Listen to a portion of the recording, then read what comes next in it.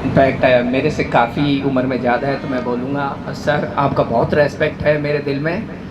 और यहाँ पधारे हुए जितने भी अतिथिगण हैं, आप सबका बहुत बहुत धन्यवाद। और खासकर जो रेलवेज भाई लोग हैं जिन्होंने ये आयोजन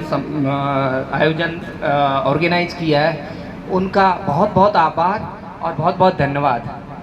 देखिए जो लोग इस तरह के आयोजन करते हैं और उनसे बाहर रह के, जो बाहरी दुनिया से जो देखते हैं ना, उनको लगता है कि यार ये बहुत बड़ी चीज़ नहीं है, ये लोग इतने मिलके ये चीज़ कर रहे हैं। लेकिन हकीकत जानिए, जब आप इस तरह के इवेंट्स को ऑर्गेनाइज करते हैं और कितनी कठिनाइयों से जब आप गुजरते हैं, और आप एक बार गुजरते हैं उसके बाद में ये एहसास होता है कि ये बड़ा मुश्किल काम है।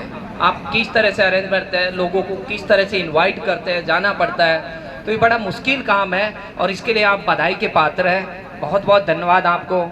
और मैं बहुत शॉर्ट में बोलना चाहूँगा, जैसे विक्रम सर ने बोला, मैं भी एक छोटा सा इंट्रोडक्शन अपना दे देना चाहता हूँ कि विक्रम सर 1990 के आईआईटी पास आउट दिल्ली के हैं। मैं 2006 का आईआईटी मद्रास का पास आउट हूँ। शायद कुछ सिमिलरिटीज़ हमारी है, इसीलिए मैं उनको बहुत पसंद करता हूँ, फॉलो भी करता हूँ। सेकंड चीज़ है, जैसे विक्रम सर छोटे से गांव से, ग्रामीण एरिया से आया, मैं भी ग्रामीण एरिया से आया हूँ। शायद मेरी कुछ खूबियाँ हैं जिनको मैं बड़ा प्राउडली लोगों को बताता हूँ कि मैं, मेरी फैमिली में जितनी भी जनरेशन से पहला ऐसा लड़का था जो 5वीं पास किया अपने फैमिली में।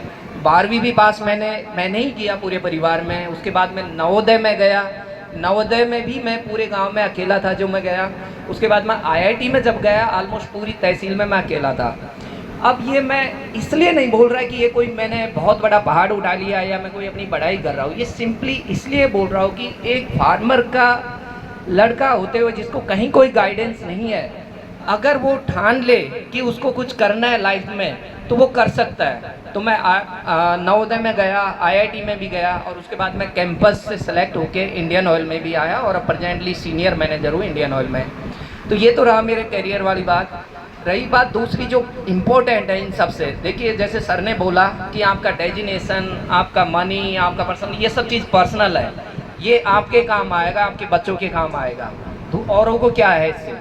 तो ये चीज़ से उठना हमें बहुत ज़रूरी है कि आपका जो फाइनेंशियल पार्ट है, आपका जो धन दौलत है, वो अलग है। कई बार आदमी को अगर समाज का नॉलेज नहीं है, या समाज के लिए कुर्बानी देना, या समाज के लिए अवेयरनेस क्रिएट करना अगर ये आपके अंदर नहीं आती है, तो ये सबसे बड़ी कमी हमारे अंदर होती है। और खासकर मैं हमारी सोसाइटी, क्योंकि यहाँ पे सब मीना कम्युनिटी के आदमी हैं, मैं कुछ हमारी सोसाइटी के कुछ पहलूज़ को यहाँ पे रखना चाहता हूँ कि हमारी सोसाइटी की, विक्रम सर ने हालांकि मेरे लिए कुछ छोड़ा नहीं है, ऑलमोस्ट सब चीज़ों को कवर कर लिए, बट फिर भी हाँ, उनकी जो बातें उन्हीं को मैं कुछ ऐड ऑन करना चाहता हूँ कि हमारी सोसाइटी में जो एजुकेशन को लेके जो पेरेंट्स का है, पहले की बजाय नो डाउट आगे हुआ है, लेकिन सोसाइटी में कुछ गलत कुरीतियाँ जो है, ट्रेडिशंस, गलत जो आदतें हैं वो बढ़ी है। जैसे आपस में सोसाइटी के बीच में जो देखते हैं ना, लोगों के बीच में जो पहले ब्रदरहुड हुआ करता था, भाईचारे की भावना होती थी, वो अब ख़त्म होती जा रही है। और जो खासकर एक समाज है ना, बोलते हैं कि अगर हमारे समाज से बाहर देखो तो दूसरा समाज या हमारा समाज दो अलग अलग हो जाते हैं, लेकिन यहाँ आजकल देखा जा रहा है कि हमारा खुद का समाज एक दो पार्ट में टूटा जा रहा है। एक हमारा जो एम्प्लॉयमेंट, जो जॉब करने वाले लोग हैं, और जो जॉब नहीं करते, जो गांव में यहाँ रहते हैं, सर ने अच्छी तरह से डिटेल में समझा दिया, मैं समझाना तो ये बड़ा गैप बढ़ता जा रहा है। और मैं कहता हूँ जो लोग दूसरे तबके के हैं, यानी जो गांव में रहते हैं, यहाँ रहते हैं, उनके और हमारे बीच में गैप पड़ा है, उसका रीज़न कहीं न कहीं हम ज़्यादा है उनकी बजाय। रीज़न बीइंग, देखिए क्या होता है, जो समझदार होता है ना, वही हारवान होता है। बोलते हैं ना, घर में सबसे बड़ा आदमी, जो सबसे बड़ा आदमी होता है, वही सबसे जल्दी हार मानता है। अगर हम पढ़े लिखे हैं और उनके साथ में हम बराबरी की करना चाहे कि मैं इस तरह से सोचता हूँ, मेरे अकॉर्डिंग वो काम करे, वो सोचे, वो बात करे, तो वो पॉसिबल नहीं है। उनकी सोच उतनी डेवलप नहीं हुई है कि वो आपकी चीज़ों को समझ पाए। तो जब आप ज़्यादा एजुकेशन लिए हैं, ज़्यादा आगे समझदारी रखते हैं, तो ये हमारी ड्यूटी बनती है कि हम गांव में जाके उन लोगों के साथ में बैठे और वो जो बोले उसको सुने, और कोई तरीका ऐसा अपनाए कि वो हमको एक्सेप्ट करे। अभी बहुत ज़्यादा जो गैप बढ़ रहा है वो ये हो रहा है कि हम तो सवा शेर बन जाते हैं वहाँ जाके कि भाई मैं तो नौकरी करता हूँ, मैं तो ऑफिसर हूँ, और तुम तो ये हो, तो भले ही मुंह से आप ना बोलो लेकिन आपकी बॉडी लैंग्वेज से उनको नज़र आ जाता है।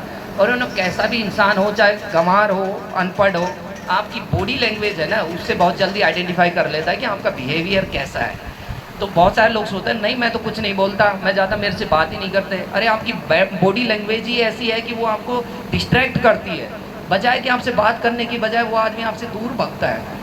तो सर ने ऑलरेडी डिटेल में बताया। मैं चाहता हूँ कि आप अपना ईगो है पर्सनल, उसको साइड में रखिए। जैसे सर अपना डेजिनेशन, अपनी अथॉरिटी को घर पे खूंटी पे लटका के आया है, जैसे बोला, वैसे ही आप डेली लाइफ में इन चीज़ों को उतारिए कि आप जो लोगों के साथ में बैठो, गांव में आना जाना करो, लोगों के साथ में बैठो, अपना बॉडी लैंग्वेज, ईगो को साइड में करके रखो, और फिर आप देखेंगे कि वो लोग कितना आपको प्यार देते हैं। और जब वो आपको प्यार देते हैं, आपके साथ बैठते हैं, उठते हैं, तो इसमें केवल आप उन्हीं का भला नहीं, सबका भला है। और बोलते हैं ना कि एक साइड से अकेला जीत नहीं होती है, जीत दोनों साइड से होती है, ताली दोनों हाथों से बजती है।